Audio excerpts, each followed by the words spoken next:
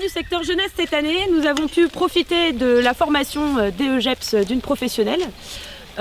pour s'intéresser aux questions d'accessibilité pour la jeunesse sur le territoire et plus particulièrement sur les questions de mobilité. Il y a donc la mobilité physique et nous nous sommes penchés aussi sur les questions de mobilité psychologique du jeune. Donc nous avons pu faire un diagnostic avec l'aide de partenaires, d'acteurs du territoire et bien sûr du public, et en est ressorti plusieurs actions. Merci madame. Donc suite à ce diagnostic, en sont ressorties 3 actions. Des actions qui visent à participer à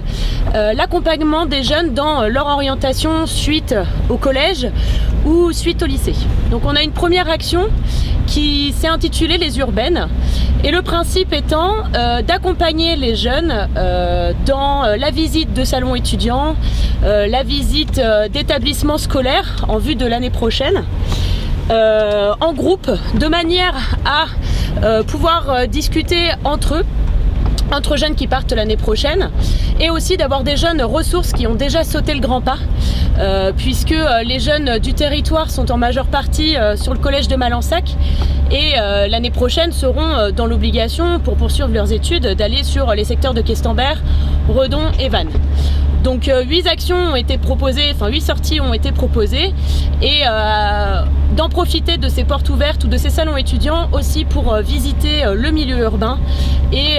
commencer à se familiariser avec tout ce qui est autour des questions de transport,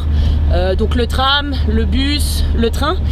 mais aussi des lieux ressources qui peuvent exister à la ville comme les points information jeunesse, le CRIJ, les campus, etc.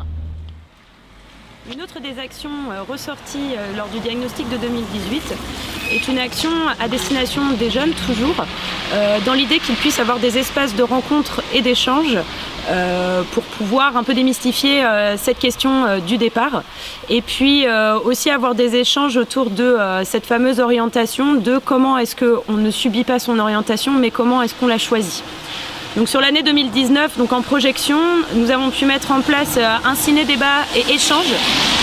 avec un support court-métrage, donc en partenariat avec le cinéma Iris de Questembert, où nous proposions à des jeunes ressources et des jeunes participants de pouvoir utiliser le support cinéma pour ensuite mettre en place des débats et des échanges autour de leur propre vie à eux et leur propre orientation et comment ils envisagent les choses sur l'année d'après. L'avantage de cette rencontre a permis en amont de pouvoir rencontrer les classes de 3e de l'établissement de Malensac pour pouvoir avoir une première amorce avec eux sur comment ils envisageaient l'année prochaine et vers quelles orientations ils se dirigeaient. Donc une 3e action a été envisagée dans le cadre de ce dispositif qui était l'implication des parents aussi dans l'accompagnement à l'orientation de leur enfant dans leur choix d'études pour les années suivantes. Donc l'idée était d'utiliser le dispositif Café Parents, donc mis en place par la collègue Marie Gian. Aujourd'hui, on s'est rendu compte que le démarrage de l'action ne permettait pas de profiter des cafés parents pour pouvoir impliquer les parents. Mais dans les perspectives de 2019, nous avons bien en tête de comment est-ce qu'on peut permettre à des parents d'avoir des espaces de rencontre, d'échange et pour leur permettre d'accompagner au mieux leurs enfants dans leur orientation future.